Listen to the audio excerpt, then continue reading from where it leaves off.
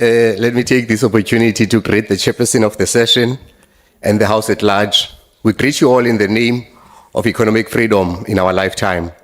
Umbhali uPaulo Freire uthi amazwi angananyani angenako ukuguqula ubunyani abaneziphumo ezigwenxa xa intsingiselo yawo imbaxa inyanzeliswa kwizinto ezisisiseko xa amazwi esohluthwa ubungakanani besenzo ukucinga ngokwenzekayo kuyabandezeleka yaye eli lizwi liyatshintsha libe yincoko nje engenamsebenzi libe intetha nje yokuhanahanisa lo mazwi ngamazwi nje angenako ukuguqula ihlabathi kuba ukugxeka akunakwenzeka ngaphandle kokuzinikela kwinguqu kwaye akukho nguqu ngaphandle kwezenzo.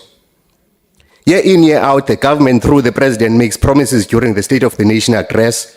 With each year, the promises get bigger as hope is currency for deceivers of the people. No one stops to evaluate the previous year's promises, such as the million houses once promised to the people of Alexandra. This chain of empty talk is repeated at the provincial government level and ultimately at the local government level with pomp and ceremony. The difficulty with this is that people cannot eat words. The Auditor General is tasked with monitoring of financial management across all spheres of government.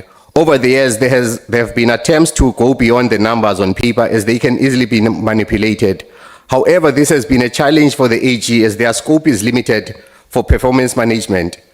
Over and above the billions of rands that are flagged for unauthorized, irregular, wasteful, and fruitless expenditure, the Auditor General has found that the performance information in most auditees leaves much to be desired as it is treated as a by the way. A project can be at 90% on spending on the budget while the actual work is at a lousy 10%. These are the realities that we need to grapple with as this House. As communities have lost hope in the executive and parliament because of the lack of implementation of the things that we promised the people, performance reporting is taken only as a need to comply with reporting rubrics instead of a culture of quality service delivery. Thus, the promise of a better life for all keeps fading away with each unfulfilled promise.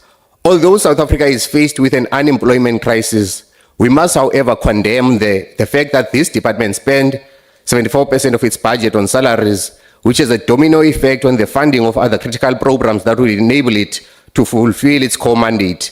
The department has allocated a paltry 2.8 million for capital projects that would unlock the digital transformation undertakings for integrated planning, reporting, and data governance.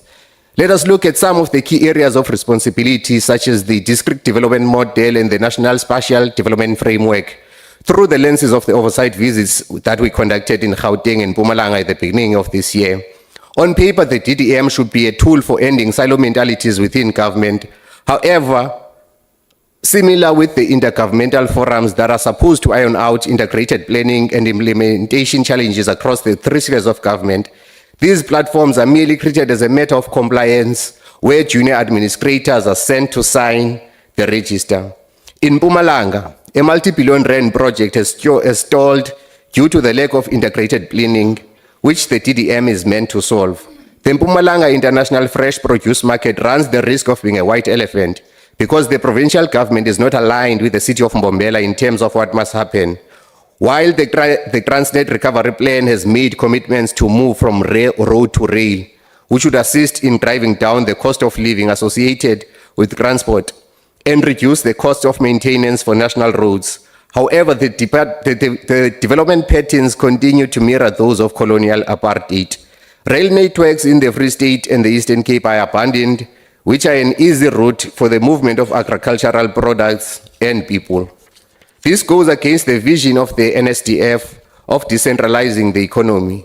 This is indicative of a government that pays lip service to the transformation of the South African economy, as our economy remains extractive, with little attention given to rural and peri-urban economic hubs such as Umtata or Bethlehem in the Free State, which would unlock economic spin-offs for locals.